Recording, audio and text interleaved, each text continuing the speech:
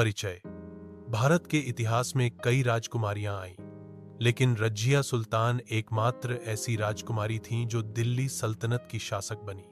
वह बहादुर, न्यायप्रिय और बुद्धिमान थीं, जिन्होंने पुरुषों के प्रभुत्व वाले समाज में अपनी योग्यता से शासन किया।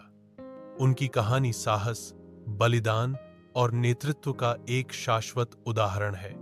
प्रारंभिक जीवन। लेकिन उसने अपनी बेटी राजिया में असाधारण योग्यता देखी। राजिया ने कम उम्र से ही शिक्षा, युद्ध कला और राजनीति में दिलचस्पी ली। वह अरबी, फारसी और इस्लामी वह फिक़ह में माहिर थी। उसका ज़हन मर्दों से कहीं ज्यादा तेज और दिलेर था।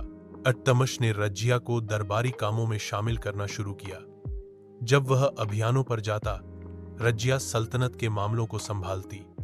दरबार के वज़ीरों ने शुरुआत में हैरानी जताई, लेकिन समय के साथ रजिया की नेतृत्व क्षमता ने सभी को प्रभावित किया। सल्तनत का अधिकार। 1237 में सुल्तान इल्तुतमिश का इंतकाल हो गया। दरबारी उमरा ने रिवायती तौर पर किसी मर्द वारिस को तख्त पर बिठाना चाहा और रजिया के भाई रुकनुद्दीन फिरोज को सुल्तान बनाया गया। मगर रुकनुद्दीन नालायक, अय्याश और कमजोर हुक्मरान साबित हुआ।